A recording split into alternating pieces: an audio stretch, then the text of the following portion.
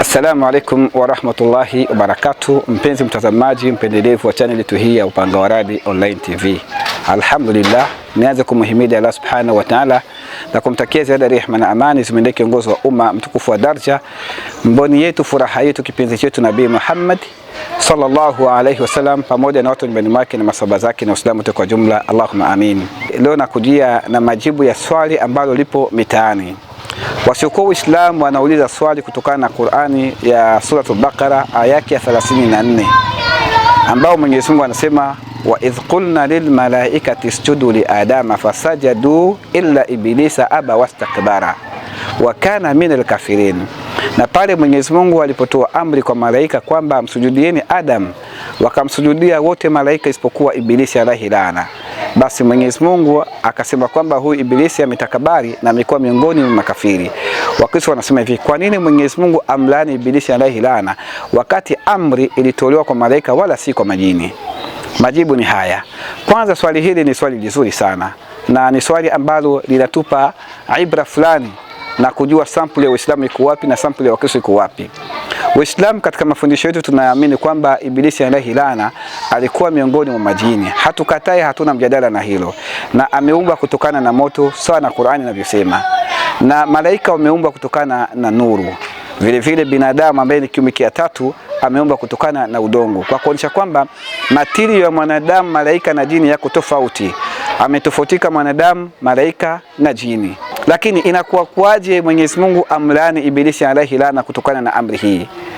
Kwanza tufahamu kuwa Mwenyezi Mungu alipotoa amri hii alitoa ni amri kwa jumla, kwa sababu Ibilisi kupatikana kwake kule mbinguni au peponi alionekana duniani alikuwa ni kiumbe mwenye kuwa na ibada sana. Alichukuliwa miongoni mwa majini na akawekwa katika safu moja na malaika.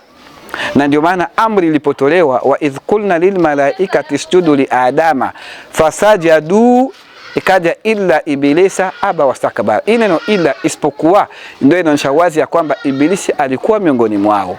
Lakini Wakristo hawakutosheka na hii neno isipokuwa, wakaona kwamba labda pengine jambo hili halikukaa vizuri katika masikio yao. Mwenyezi Mungu hawezi akawa muongo na Mwenyezi Mungu hawezi akamdhulumu Ibilisi alayhi laana. Na nitashangaa wewe Mkristo kumtetea Ibilisi baada kuona kwamba ni kiumbe ambaye kalaaniwa. Kwa hata Mwenyezi Mungu angemtafutia sababu za kuendelea kumlaani, wewe Mkristo usingekuwa tayari kuja kumtetea. Lakini Wakristo wengi wanakuja kutetea Ibilisi, kusema kwamba Mwenyezi Mungu kamdhulumu. Lakini Mwenyezi Mungu yuko na majibu tosha ndani ya Qur'ani. Na aliyeonekana kwamba amelaumiwa ni Ibilisi na aliyemlaumu ni Mwenyezi Mungu. Tuone nini kilichotokea baina ya Mwenyezi Mungu na Ibilisi mpaka laana hii teremke. Katika sura ya 7 aya ya 12, Mwenyezi Mungu anamuuliza Ibilisi, kwa nini hukumsujudia Adam pale nilipokutolea amri? Ibilisi akasema, qala ana khairu minhu, mimi ni bora kuliko yeye. Khalaqtani min nari, umeniumba kutokana na moto, wa khalaqtahu min tini, na yeye umemuumba kutokana na udongo. Na hapo ndo kuna mkasa wa mjadala wote mzima kujua kwa nini Mwenyezi Mungu kamlaani Ibilisi alayhi laana. Hapa kuna mambo matatu. Kwanza, kuna mjadala ambao Ibilisi kabishana na Mwenyezi Mungu. Pointi ya kwanza, Ibilisi kambishia Mwenyezi Mungu.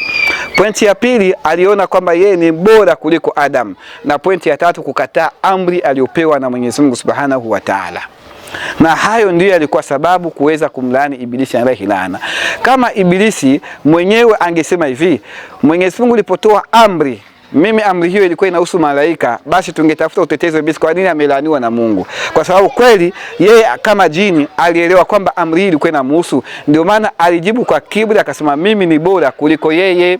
Sasa inakuwa kuaje wewe Mkristo uvae vazi la Ibilisi uje utetee nafasi yake kusema kwamba Mungu kamdhulumu nafsi yake au kamdhulumu haki yake?